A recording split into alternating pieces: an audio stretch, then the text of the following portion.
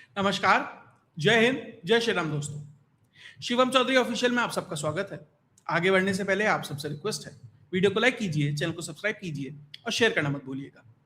आज सुबह 9 बजे से जंतर मंतर से संसद तक कॉकरोच जनता पार्टी का एक विशाल मार्च था, लेकिन लगभग 11:15 बजे के आसपास ये वीडियो रिकॉर्ड कर रहा हूं, कहीं पर भी मार्च का नामो निशान नहीं है। हाँ, पब्लिक इकट्ठा हो रही है, लगभग 10,000 के आसपास लोग अभी जंतर मंतर के आसपास होंगे। ध्यान दीजिएगा, जंतर मंतर की उतनी कैपेसिटी है नहीं, इसलिए वो जो इतने लोग वहां पहुंच रहे हैं तो ऐसा लग रहा है कि विशाल भीड़ आ गई है।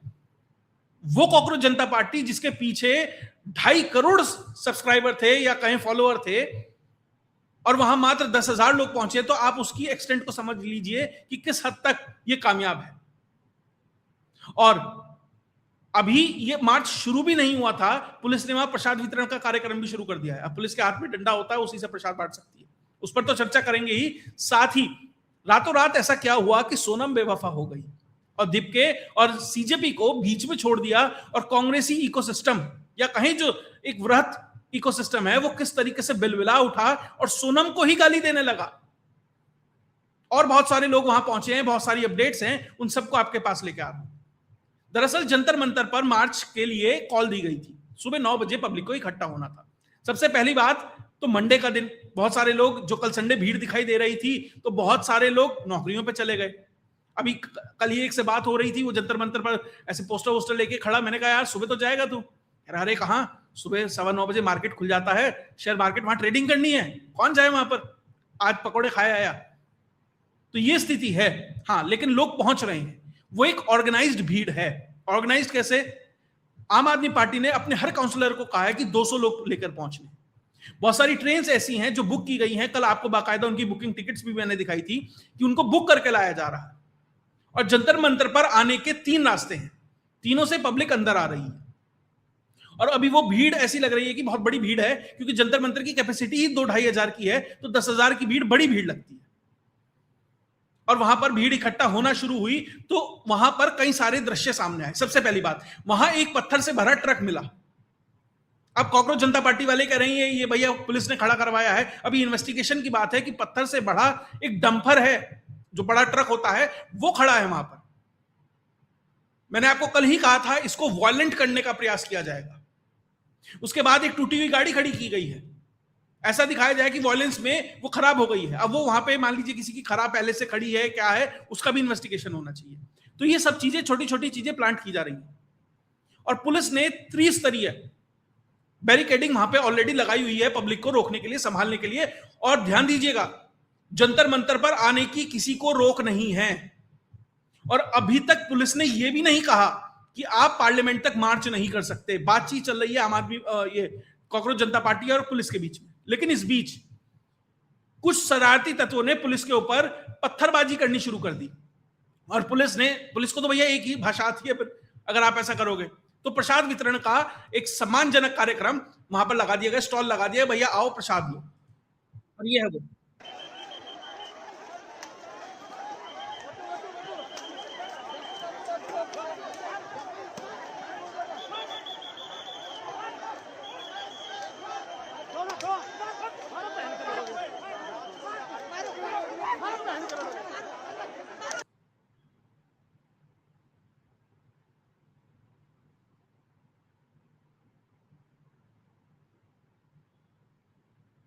म्यूट इसलिए करना पड़ा क्योंकि इसमें कुछ गालियां आ रही थी।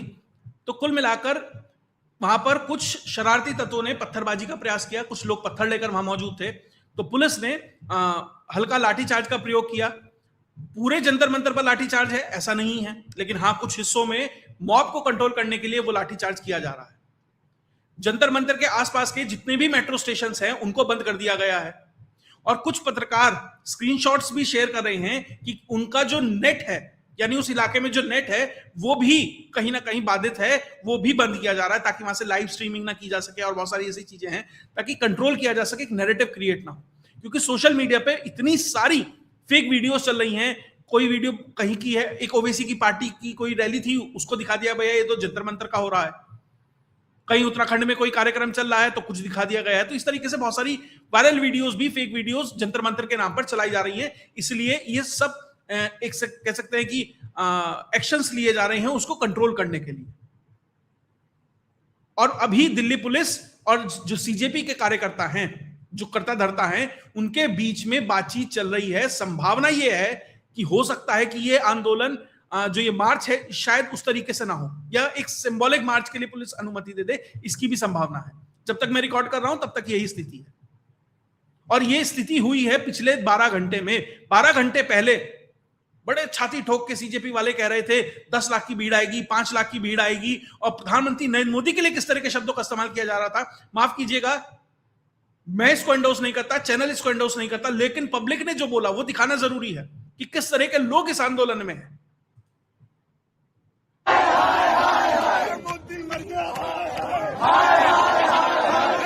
मर गया, हाय हाय हाय हाय हाय हाय, मोदी मर गया, हाय हाय हाय हाय हाय हाय, इस्तीफा दे दो, हाय हाय हाय हाय हाय हाय, धर्मेंद्र प्रधान इस्तीफा। आपको इस्तीफा मांगना है, इस्तीफा मांगिए ना। आपको शांतिपूर्ण प्रदर्शन करना है, शांतिपूर्ण प्रदर्शन कीजिए, लेकिन कब्र खुदेगी फला की धरती पर, हाय हाय वो मर जाए, ये हो जाए, ये करना जरूरी है। देखिए, नेता या जो कार्यकर्ता है, जो उनका चरित्र होता है ना, वही आंदोलन का चरित्र होता है। ये बात जब किसान आंदोलन हुआ था तब भी यही कहा था, अब भी यही कह रहा हूं, और ये दिखा रहा है कि आंदोलन किस तरफ जा रहा है। लेकिन सरकार बहुत सहजता के साथ, ये स्पष्ट निर्देश है फ्रॉम टॉप, कोई भी फोर्सफुल एक्शन इन लोगों के साथ नहीं होगा, इनको किसी भी तरीके से प्रेशराइज नहीं करना है, इसलिए वहां भीड़ जाने दी जा रही है। जंतर मंतर में जाने से किसी को मनाही नहीं है। जो मेरी वीडियो देख रहा है जाके खुद भी चेक कर सकता है। लेकिन 12 घंटे पहले जो स्वर थे सीजेपी वालों के और जो अब हैं वो बदल गए हैं। क्यों? क्योंकि रातों रात सोनम बेवफा हो गई। सोनम वांगचुक हॉस्पिटल में भर्ती है और उसने वहां से अपनी 3 डिमांड वाला एक लेटर दिया। क्या कह रहा है? डियर फ्रेंड्स एंड सपोर्टर्स, आप अनशन के बारे में बात करें तो उसने 3 डिमांड रखी है कि फर्स्ट, गवर्नमेंट टेक्स अकाउंटेबिलिटी, यानी सरकार अपनी जिम्मेदारी ले जो रीसेंट फेलियर हुए हैं एजुकेशन सिस्टम में। देखिए, निश्चित तौर पर वो डिपार्टमेंट जिम्मेदार है जिसने वो एग्जाम कराया है। अब बहुत लोग कह सकते हैं कि भैया मंत्री थोड़ी पेपर बांटता है, नीचे वाले लोगों ने किया होगा, फलाने, जिसने भी किया पकड़ो, एक्शन लो, ये जिम्मेदारी है सरकार की। दूसरा, उसने ये मांग रखी है कि जो लीडरशिप है सीजेपी की, कि वो पार्लियामेंट तक जाए और वहां कुछ एमपी उनसे मुलाकात करें और ये अश्योर करें कि उनकी बात संसद के अंदर रखी जाएगी। अब सरकारी पक्ष तो मिलने से रहा, हो सकता है कि कुछ मास्टर स्ट्रोक हो जाए, सरकारी पक्ष से भी कोई एमपी आ जाए, एश्योरेंस दे दे कि ठीक है हम बात करेंगे, लेकिन सरकार नहीं बात करेगी, अपोजिशन करेगी। तो अपोजिशन के 5-7 एमपी उनसे बात कर लेंगे, ठीक है, नंबर 2। और नंबर तीसरी ये है कि इफ माई हेल्थ और other factors do not permit this, then honourable MP different parliament, कि मतलब अगर मेरी हेल्थ परमिट नहीं करती तो मुझे भी आकर वो अश्योरेंस दे दें कि भैया हम बात करेंगे। तो कुल मिलाकर सोनम वांगचुक ने अपनी 3 डिमांड रखी है अपना अनशन खोलने के लिए या तोड़ने के लिए। इसमें कोई ऐसी मांग नहीं है, मुझे लग रहा है कि बहुत हाई फाई कुछ नहीं है। कुल मिलाकर सोनम वांगचुक ने गेंद बाहर मार दी है। उसने ये धर्मेंद्र प्रधान का इस्तीफा ही नहीं मांग रहा, यानी सोनम रातों रात बेवफा हो गई। सोनम ने कहा कि भैया मुझे इनसे कोई मतलब नहीं है, 21 दिन आराम से मैंने अनशन किया, इन्होंने ना साथ दिया, तो अब मेरी कोई जिम्मेदारी नहीं है। एक रिस्पेक्टफुल एग्जिट सोनम वांगचुक यहां से लेके निकल रहा है। और जो एएसएफआई के जो 3 स्टूडेंट्स थे जो अनशन पे बैठे थे, उन्होंने भी अनशन खोल दिया है, यानी अब वहां भूखा तो कोई नहीं बैठा है। तो अब धीरे धीरे धीरे धीरे धीरे आपको ये अनशन डाई डाउन होता दिखाई देगा, या कम से कम मध्यम होता दिखाई देगा, हल्का पड़ता दिखाई देगा। वो इंटेंसिटी नहीं होगी अगर आज कोई मिस हैपनिंग ना हुई तो। और इस बीच जो पूरा का पूरा इकोसिस्टम है वो तिलमिला गया। रवीश कुमार कह रहा है ये आंदोलन का निर्णय है कि सोनम का अपना निर्णय है। रोहिणी सिंह, ये जितने भी खलियर पत्रकार हैं, जितने भी ये उमा शंकर है, नरेंद्र नाथ मिश्रा है, राजू पारुलेकर है, ये सारे आपको लेफ्टिस्ट इकोसिस्टम वाले चैनलों पर आपको बैठे दिख जाएंगे, या खुद के चैनल लेकर बैठे दिख जाएंगे। और दिन रात सिर्फ ये है, भैया 15 तारीख को मोदी की सरकार गिर गई, योगी शाह की नहीं बन रही है, नागपुर दिल्ली की नहीं बन रही है, फला फला से नाराज है, अब उसकी कुर्सी गई, इतने एमपी वहां पहुंच गए, नीतीश कुमार पार्टी सरकार छोड़ के जा रहा है, बस सारा दिन ये करते हैं और सारे तिल मिला गए हैं, सारे सोनम वांगचुक को गाली दे रहे हैं। तो अब सवाल यह है कि सोनम वांगचुक, देखिए मैं कोई कनेक्शन नहीं जोड़ रहा, लेकिन अचानक क्या हुआ सोनम को, जिसकी बीवी कल तक बड़े खुल के कह रही थी भैया नहीं मेरा पति लड़ेगा, अब कुछ लोग वो राहुल गांधी की वीडियो से भी जोड़कर देख रहे हैं, वो आई है अचानक से लीक हो गई। अब टाइमिंग तो इंपॉर्टेंट है, लोग कह रहे हैं कि भैया वो वीडियो लीक हो गई है तो कांग्रेस ने दबाव बनाना शुरू कर दिया वांगचुक से कि भैया इसे धीरे धीरे निपटाओ, आंदोलन बड़ा होगा तो डबल नुकसान है।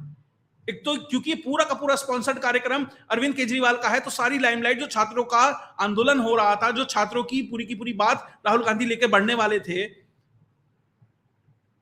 उनके नेता बनने वाले थे, भैया वो तो आम आदमी पार्टी का ही आंदोलन खींच के ले जाएगा, तो आंदोलन बड़ा होगा तो हमें फायदा नहीं है। और दूसरा, अगर इस तरीके से छोटी छोटी चीजें लीक होने लगी तो किसी ने तो मैसेज दिया है कि भैया अपने वाले को संभाल लो। अब ये ठीक है, नीचे के इकोसिस्टम वाले छोटे छोटे पत्रकारों को शायद उतनी जल्दी आइडिया नहीं लगा होगा कि क्या हो रहा है पीछे, तो अब लोग उससे भी जोड़ के देख रहे हैं। कितना सही है कितना नहीं वो तो समय बताएगा। कि वीडियो लीक हुई तो उन्होंने कहा कि क्योंकि वकील कौन है, अशोक तनखा, कपिल सिब्बल, सोनम वांगचुक की वाइफ की तरफ से, तो उन्होंने कहा होगा कि ठीक है मैडम अब थोड़ा सा ढीले पड़ जाओ, पीछे हटो, आपने जितना करना था कर लिया, ओके बाय। अब इसमें क्या है सच्चाई कितनी है वो समय बताएगा।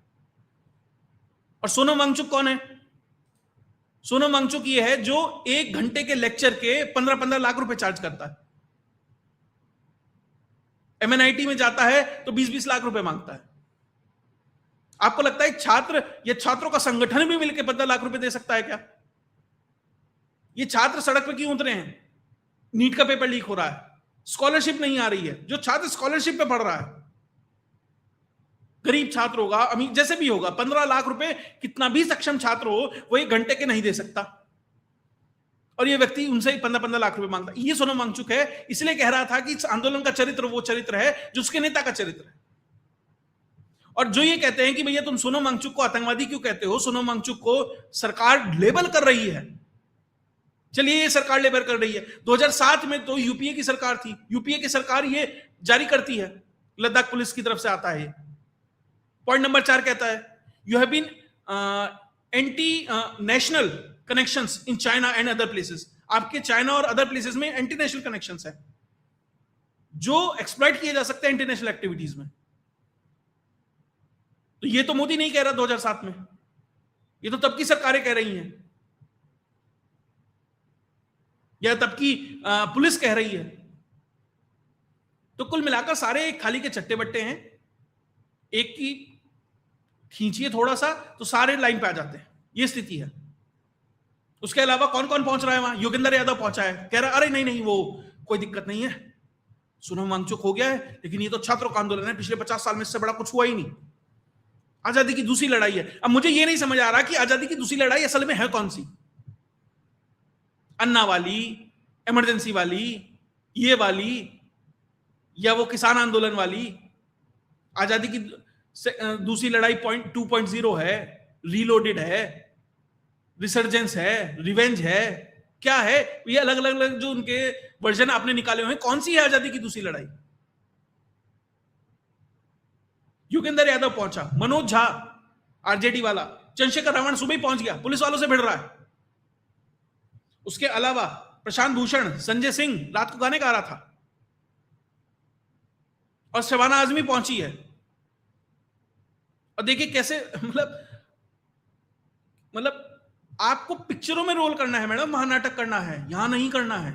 ये नेहा बोरा लेटी है AISF की अनशन पे। अब देखिए कैसे,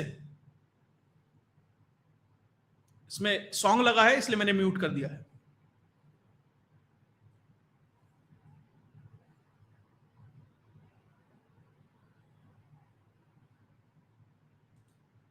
क्यों पहुंची है शबाना आजमी? FCRA का बिल आ रहा है ना, फॉरेन फंडिंग लोगे तो डंडा चलेगा। शबाना आजमी एक्शन एड नाम से एक NGO है, उसकी चेयरपर्सन है, ब्रिटिश NGO है, साल के 100 करोड़ आते हैं। अब खतरा हो गया, क्यों? क्योंकि अगर थोड़ी भी विसंगति मिली, सारा मामला सरकार अपनी झोली में समेट के ले जाएगी। मोदी जी कहते हैं ना, हम तो झोली उठाकर चल देंगे, उन्हीं झोली में इनका सामान भी रख लेंगे। इसलिए पहुंच रहे हैं सारे के सारे एनजीओ चलाते हैं, सबको टोटल विजय से पैसा आता है, इसलिए पेट में दर्द हुआ है, इसलिए पहुंचे हैं वहां पर। ये नाटकबाजी इसलिए चल रही है सारी की सारी। सोनम वांगचुक की खुद की एनजीओ है, इसलिए दिक्कत है। उसके अलावा ये दीपके तो अपने आप को ये समझ रहा है कि भैया मैं, जैसे जनता दरबार लगता है ना अलग अलग मुख्यमंत्रियों का, ये वो सोच रहा है। एक कोई इसे कागज देने आया और ऐसे बिहेव कर रहा है कि बस अभी फोन करेगा और आईजी डीआईजी नाचने लगेंगे। मतलब फुल ऑन नाटकबाजी है भाई। इसलिए कह रहा हूं कंटेंट क्रिएटरों की मौज आई हुई है। लेफ्ट विंग इकोसिस्टम वाले जितने चैनल है सब उठा के देख लीजिए, किसी पे 3 लाख व्यू, किसी पे 4 लाख व्यू, क्योंकि सबको ये उम्मीद है जितने उन्हें देखते हैं, बस भौं फटेगी, सुबह होगी, सूरज निकलेगा, मोदी का इस्तीफा हो जाएगा, आंदोलन होगा, संसद घेर ली जाएगी, संसद में पब्लिक घुस जाएगी, मोदी भाग जाएगा। 120 घंटे में भगा रही थी वो नीलू व्यास, वो होना है। और ऐसा ही फितूर इस दीपके के दिमाग में चढ़ा हुआ है। अब देखिए क्या कर रहा है।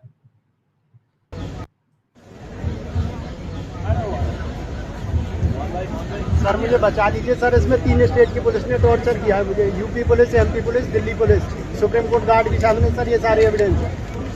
सर मुझे बहुत टॉर्चर किया है, मैं 4 महीने से भटक रहा हूँ।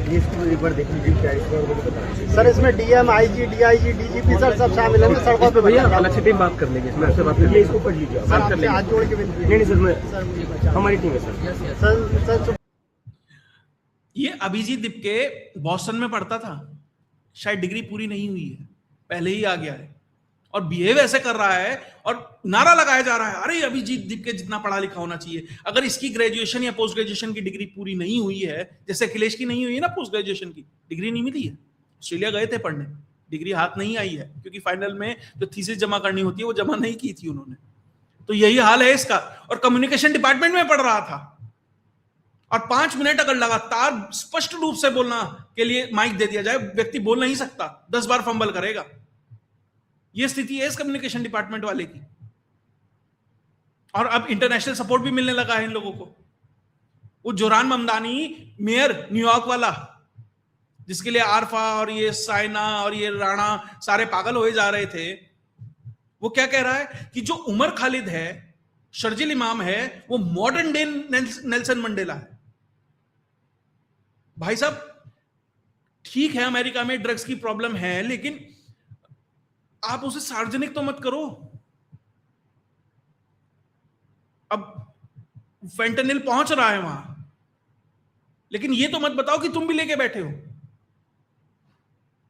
और ध्यान दीजिएगा, ताहिर हुसैन अब जेल गया है, अगर वो फास्ट ट्रैक हुआ है तो उमर खालिद, शर्जिल इमाम की दुख हो रही होगी कि ये जेल चला गया, कहीं हम भी ना चले जाएं।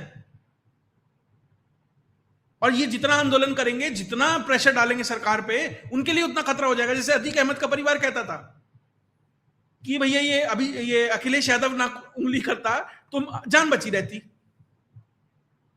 अतीक का परिवार कहता है, अतीक की। तो ये जोरान ममदानी जैसे लोग अगर उंगली ना करें तो उमर खालिद शायद जेल से भी निकल जाए। वो जेल में पड़ा ही इसलिए है क्योंकि उसके जेल में रहने के ऊपर ही अपनी रोटी सेक रहे हैं। जितना ये सेकेंगे उतना वो जेल में रहेगा। तो कुल मिला के संसद के अंदर और संसद के बाहर जो भी होगा वो अपडेट आपके साथ लेके आता रहूंगा। साथ ही जो अमित शाह है वो बिल ला रहे हैं, इंट्रोडक्शन कर रहे हैं नेशनल ऑनर्स एक्ट 1971 में कि किस तरीके से वंदे मातरम का अपमान करेंगे तो 3 साल तक की सजा हो सकती है। ओबीसी के पेट में भी दर्द हो रहा है, बहुत सारे लोगों के यहां पेट में दर्द होगा। तो ये सब कुल मिलाकर ये सब अंदर बाहर चल रहा है। प्रधानमंत्री ट्रोल कर रहे हैं। प्रधानमंत्री ने 10 बजे संसद के बाहर जो संसद सत्र शुरू होता है उस पर वो बोलते हैं तो ट्रोल कर रहे हैं। ट्रोल क्या कर रहे हैं कि संसद बड़े अशांति से हम चलाएंगे क्योंकि उन्हें पता नहीं चलनी है। और दूसरा उन्होंने ये कहा कि भैया जो स्काई रूट वाला रॉकेट गया है विक्रम-1, भारत का पहला प्राइवेट रॉकेट जो हवा स्पेस में गया है, आउटर ऑर्बिट में गया है, उसकी टीम की एवरेज एज 28 साल थी। ऐसे नहीं जो हमारे एक युवा नेता हैं उनकी 56 साल है। तो वो भी ट्रोल कर रहे हैं। तो हंगामेदार संसद सत्र होने वाला है, मजेदार जंतर मंतर होने वाला है। बहुत लोग मुझे मैसेज करते हैं, अरे सर अब क्या होगा, सर बड़ी ये टेंशन है, अब क्या हो। कुछ नहीं होगा, आराम से बैठिए, हंगामा होगा, ठीक है, पब्लिक करती है, करने दीजिए। अगर उनकी जेन्युइन मांगे है, वो जैसे चाहते हैं करिए, कोई दिक्कत नहीं है। सरकार कहीं नहीं गिर रही। अगर सरकार गिर रही होती, सरकार पे इतना बड़ा खतरा होता, साहब 240 वाली सरकार 2/3 बहुमत वाले कानून पास करवाने का कॉन्फिडेंस रख रही है, तो कम से कम उस सरकार पे इतना तो कॉन्फिडेंस रखो कि सरकार कहीं नहीं जा रही। प्रदर्शन होंगे, हंगामे होंगे, ठीक है, ये एक जीवित डेमोक्रेसी की बात है। बस हाँ, वहां पत्थरबाजी, गाली गलौज ये सब ना हो, सिविलाइज्ड मैनर में आप करिए, कोई विरोध नहीं है। हाँ, लेकिन जिस मुद्दे को लेकर रहे हैं उसी मुद्दे पर है। फिर वो सीता गीता नीता ये सब नहीं होना चाहिए, और बहुत सारी चीजें हैं वो नहीं होनी चाहिए। बाकी आप जो करना है करिए, पूर्ण रूप से समर्थन है। हम भी एंजॉय कर रहे हैं, आप भी एंजॉय करिए। उत्तर भारत में तो अच्छी बारिश हो रही है, आराम से, ऑफिस में है तो ऑफिस में, घर में है तो घर में, उसको एंजॉय कीजिए, ठीक है। खैर, अगर आपको वीडियो विश्लेषण अच्छा लगा तो वीडियो को लाइक कीजिए, चैनल को सब्सक्राइब कीजिए और शेयर करना मत भूलिएगा। जय हिंद, जय भारत।